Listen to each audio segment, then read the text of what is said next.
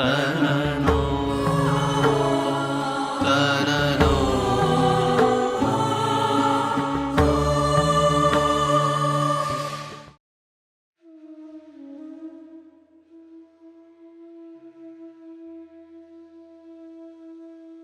श्रीहरये नमः। भक्ताभिलाषा चरितानुसारे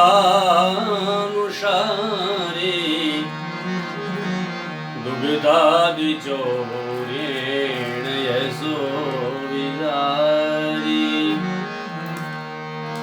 कुमारिका नन्दित गोसनारी मम प्रभु श्री गिरिराजधारी मम प्रभु श्री गिरिराजधारी।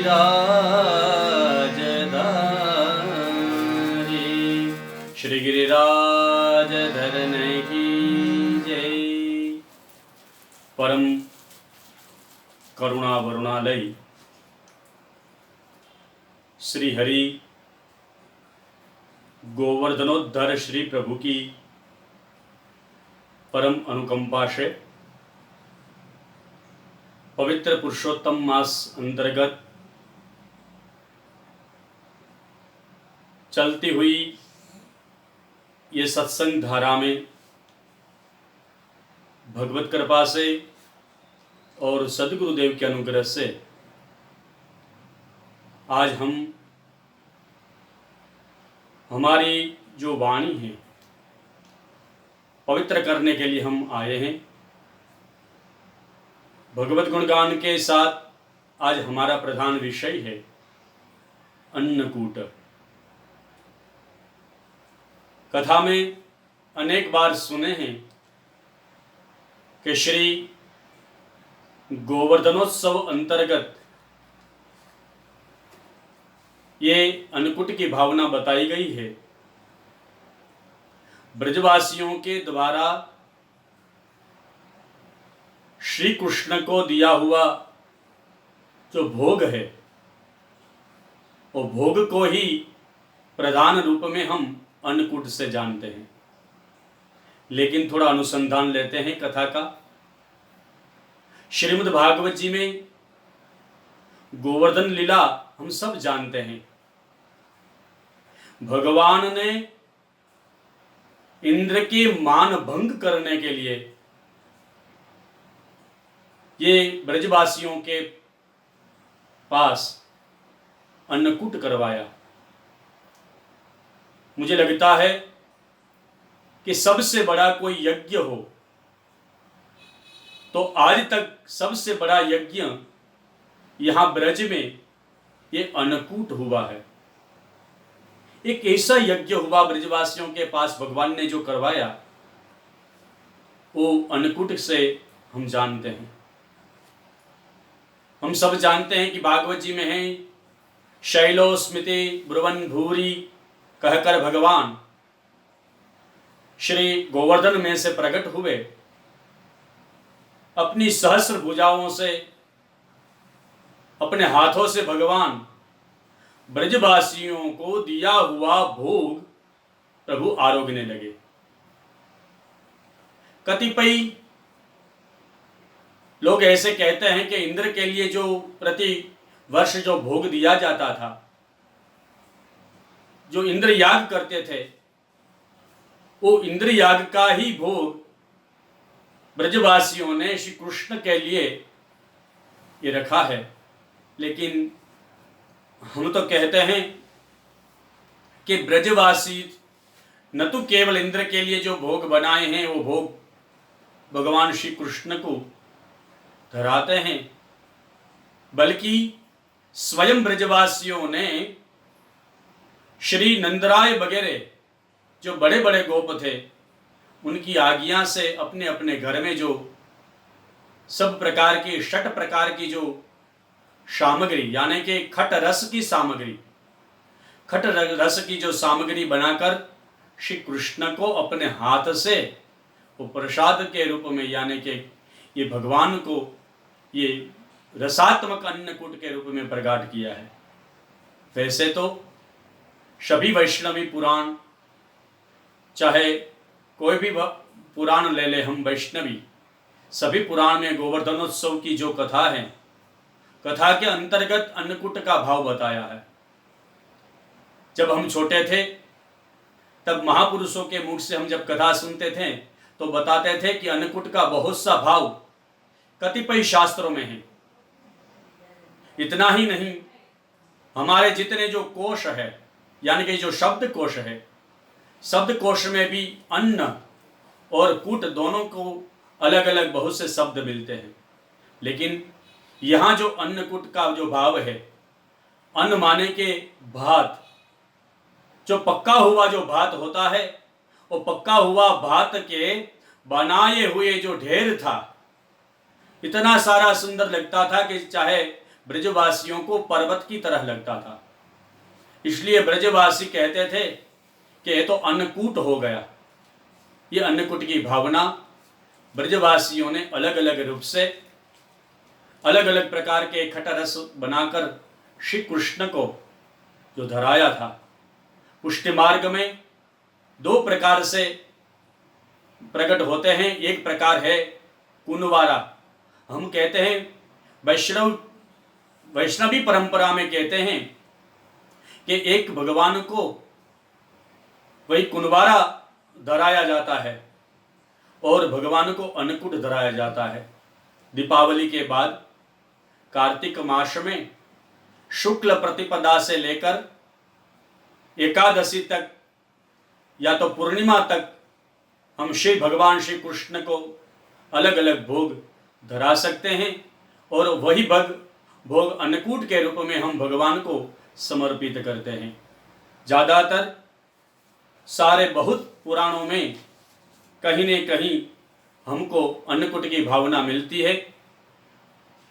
वैसा एक भाव ये भी है कि भगवान ने गोवर्धन धारण कर कर श्री ब्रजवासियों को 7 प्रकार के अन्याश्रय से छुड़ाए हैं।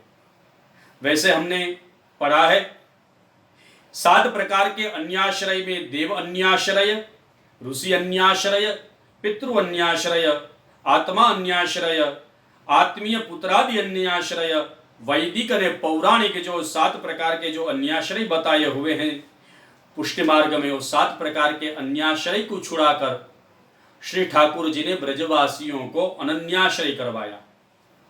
अनन्याश्रय करने वाले ब्रजवासियों ने श्री कृष्ण को ही अपना पूर्ण परमात्मा समझकर, मानकर, स्वीकार कर जो भोग दिया है, उनका ही नाम अन्नकूट है। आज श्री गिरिराज उभय स्वरूप में श्री ठाकुर जी और श्री स्वामिनी जी के हृदय से प्रकट होकर गोवर्धन के स्वरूप में प्रकट हुए हैं। वही गोवर्धन में से भगवान श्री स्वयं आज प्रकट होकर ब्रजवासियों को हाथ से आरोगे हैं। वैसे तो ये सब लीलाएं ब्रह्म वैवर्त पुराण में कृष्ण खंड में भी मिलती है, भागवत जी में भी मिलती है, श्री ब्रह्म पुराण में मिलती है, स्कंद पुराण में मिलती है और ज़्यादा हम कहें तो 12 पुराण में भी मिलती है। 12 पुराण में तो लिखा है अन्नकूटस्य सानिध्ये तीर्थम शक्र विनिर्मितम तत्र कृष्णेन पूजार्थम इंद्रस्य भीतो मखः। इंद्र याग को पूर्ण करके भगवान ब्रजवासियों ने जो भोग दिया है वही उनको अन्नकूट कहते हैं। विष्णु पुराण में भी मिलता है भोज्यताम तेन वेत वै विप्राः, गर्ग संहिता में भी है, कूर्म पुराण में भी है, वामन पुराण में भी है। वैसे आगे जाकर वामन पुराण में भी एक श्लोक मिलता है अन्नकूटम ततः प्राप्य तस्य कुर्यात् प्रदक्षिणम, वही भी भाव प्राप्त होता है। और आगे ज़्यादातर हम कहें तो अष्ट सखाओं के कीर्तन में भी हमको ये भगवान की रसात्मिका लीला अन्नकूट की भावना प्राप्त होती है। खीर खांड दधि बातले पकवान बनाय कुनवारो भरले चली शुभ मंगल गाय गोवर्धन पूजा को आए, ऐसे कहकर भी अष्ट सखाओं गाने लगे हैं। आइए वही अष्ट सखाओं के कीर्तन के साथ हम और एक कीर्तन गाते हुए भाव के साथ उनका भी हम थोड़ा एक गायन करें। साथ साथ अब हम वही कीर्तन का भाव सुने। देखो रे हरि भोजन खात, देखो रे हरि भोजन खात, सहस्र भुजा दरउत जमत है, हित गोपन सो करत है बात, देखो रे हरि भोजन खात। यहाँ सूरदास जी कहते हैं कि भगवान गोवर्धन में से प्रकट होकर वहां ब्रजवासियों का भोग ले रहे हैं और इधर यहाँ ब्रजवासियों के बीच में रहते हुए बात कर रहे हैं। आगे लिखते हैं, ललिता कहे देखो हो राधा जो तेरे मन बात, धन्य सबे गोकुल के वासी, संग राहत गोकुल के तात, जे मत देख नंद सुख देनो, अति आनंद गोकुल नार नारी,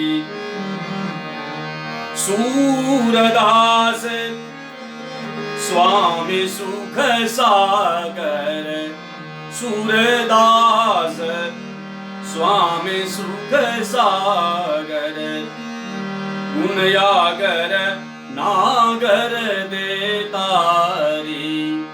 यहाँ कीर्तन का भाव ऐसा है कि श्री ललिता जी श्री स्वामी जी राधा जी को कह रही हैं, अरे देखो राधा, आपके हृदय में जो प्यार के रूप में, जो प्रेम के स्नेह के रूप में जो विराजे हैं, और स्वयं श्री कृष्ण आज गोवर्धन में से प्रकट होकर अपनी सहस्र भुजाओं से ये सब भोग आरोगे हैं। ऐसे कहते हुए ये भाव प्रकट करते हैं। और भी एक कीर्तन है, वो भी हम थोड़ा सुन ले भाव के साथ। अन्नकूट कोटिक भातन सो भोजन, करत गोपाल आप ही कहत तात आपने सो, गिरि मूरत देखो तत्काल, महर मुदित वर वसन मंगाए, बोल बोल सब ग्वालिनी दीने, प्रभु कल्याण गिरिधर युग युग यो, भक्तय भय पद कीने, अन्नकूट अन्नकूट अन्नकूट कोटिक भातन। बहुत प्रकार से विलग विलग प्रकार से जो बनाए हुए जो व्यंजन आदि थे, जो प्रकार के जो भोग थे, मैंने कहा जैसे षट प्रकार के जो रस हैं, वो भगवान यहाँ स्वयं भोक्ता भी है, यहाँ स्वयं भगवान भोग्य भी है, भोजन लेने वाले भी वो है, और जो भोजन की जो सामग्री में जो रस रूप हुए वो भी भगवान स्वयं हैं। हमारी अपनी अपनी भावनाओं के साथ हम अन्नकूट भगवान को कार्तिक मास में शुक्ल प्रतिपदा से पूर्णिमा तक भगवान को धराते हैं। बस हम तो कहते हैं कि जो शखड़ी है, अनसखड़ी है, दूधगर है, मेवा है, वो सबका पूरा ढेर लगा हुआ था, पर्वत लगा हुआ था, उनका ही नाम अन्नकूट है। आइए अपने अपने भाव को, अपने अपने रस को भगवान को समर्पित करें। हमारी जो जितनी इंद्रियां हैं वो इंद्रियां के रूप में भी भगवान को भोग समर्पित करते हुए हमारी इंद्रियां प्रभु को समर्पित करें। आइए वही भाव से आज इतना ही हम यहाँ सत्संग में विराम लेते हैं। आप सभी को जय श्री कृष्ण। सदगुरुदेव के चरणारविंद में प्रणाम करते हुए आप सभी को नमस्कार।